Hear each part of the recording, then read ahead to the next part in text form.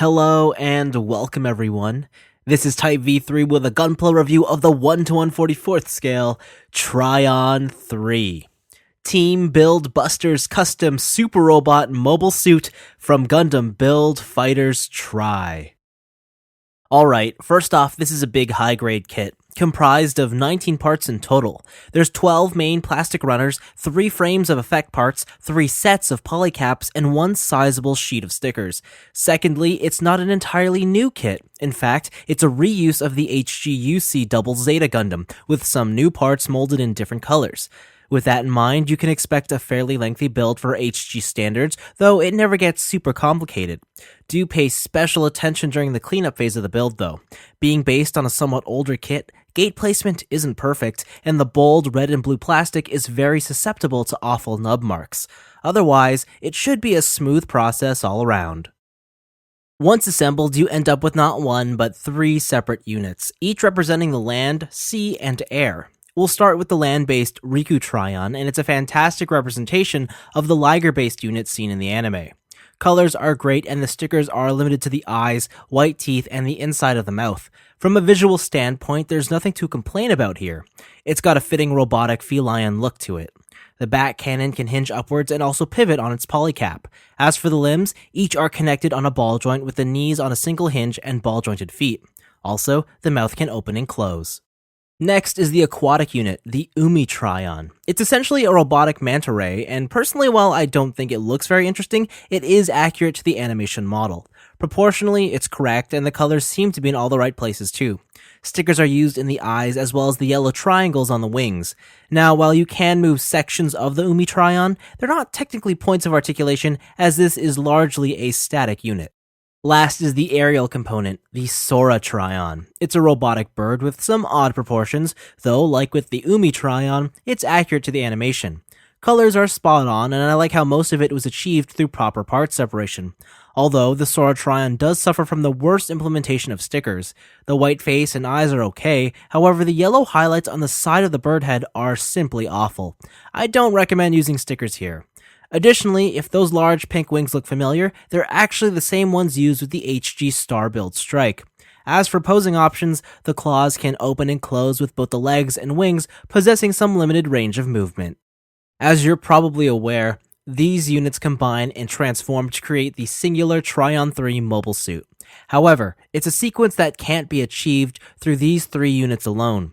For that, you'll need an extra set of parts which include a pair of feet, a pair of hands, shoulder connectors, 4 armor spacers, and finally the head. With these, the full combination can begin. So let's try on. To start off, prep the individual units. For Sora Tryon, remove the boosters, the wing effects, the head, and the lower legs. After folding down the hip skirts and rotating the thighs, this results in the general hip area of the Gundam. The next bit is quite tedious. Disassemble the lower legs and rebuild them with the included spacers, as well as attaching the feet to the ankles.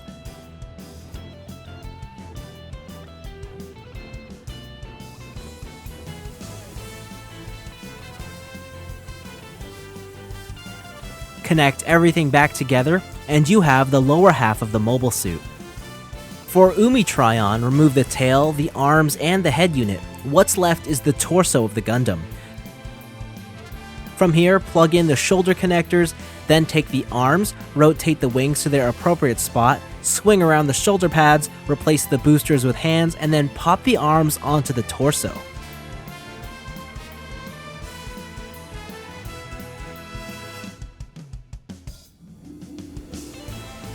For Riku Tryon, remove the head, fold in the tail, and remove the shoulder-mounted L-shaped pieces and place them onto the chest area. Collapse each of the limbs in however you feel is most effective, and pop out the peg connector in the stomach.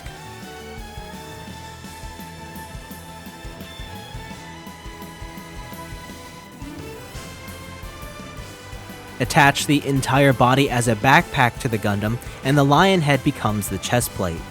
Finally, pop on the head and the combination is complete. This sequence is obviously nowhere near as elegant as it's portrayed in the anime, and with all the parts forming, I struggle to call this a legitimate combination. Oh, and then there's the matter of all the spare parts you're left with afterwards. This is clearly the weakest aspect of the HG Tryon 3. All that aside, when you do finally get the Tryon 3 all together, the result, even from this quick straight build, is arguably one of the most spectacular high grades to date. In terms of just representing the ridiculous super robot Gundam that this kit is, I can't help but be impressed. It's got the proper large, imposing chunk to its proportions, and the primary color palette pops with its vibrancy. It looks great from about every angle, and no area feels out of balance.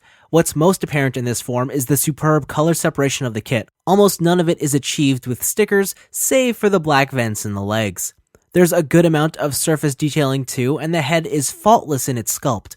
Sure, stare at it long enough and the double Zeta roots become much more apparent, but then maybe the double Zeta Gundam was always just a super robot in disguise.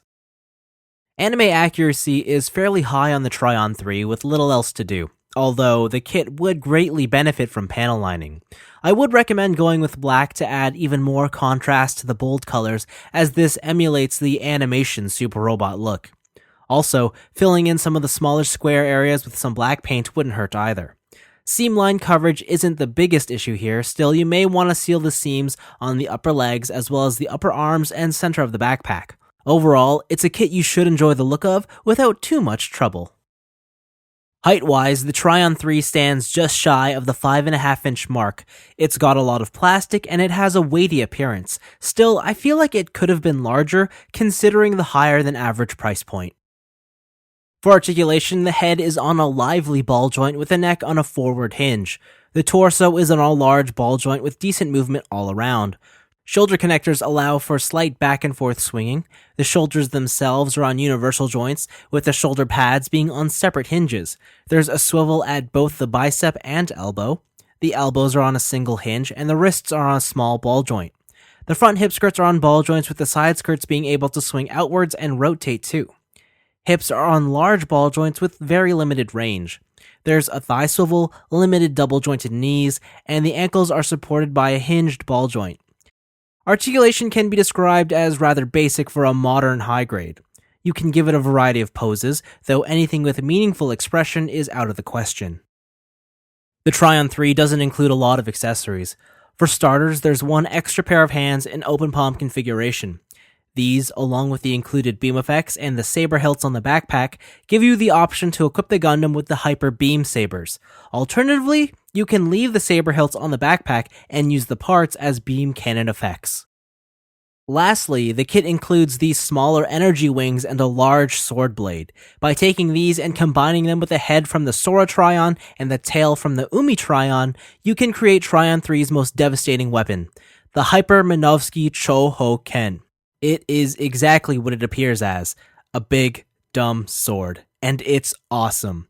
It definitely has weight issues, and the Tryon 3's poor articulation makes it tough to pull off a good pose. Still, it looks cool, and that's kind of all that matters here. The 1/144th scale HG Tryon 3 is quite the model kit. It takes a classic Universal Century Gundam design and essentially converts it into a Brave-styled super robot. I mean, it basically laughs in the face of traditional Gundam fans.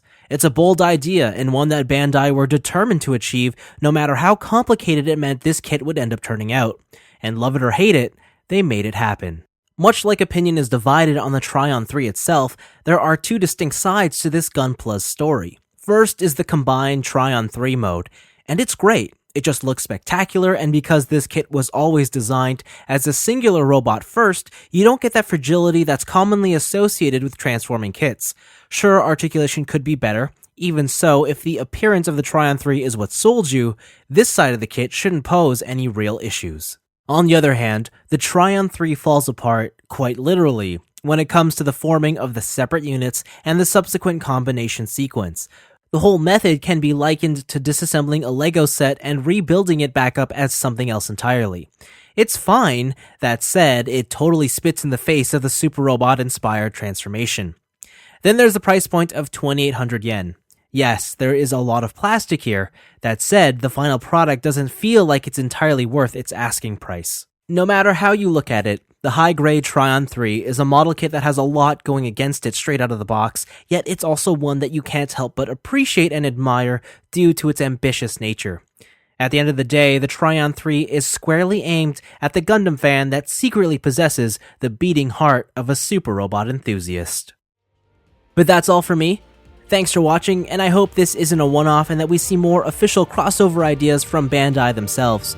Regardless of result, diversity in any medium is never a bad thing.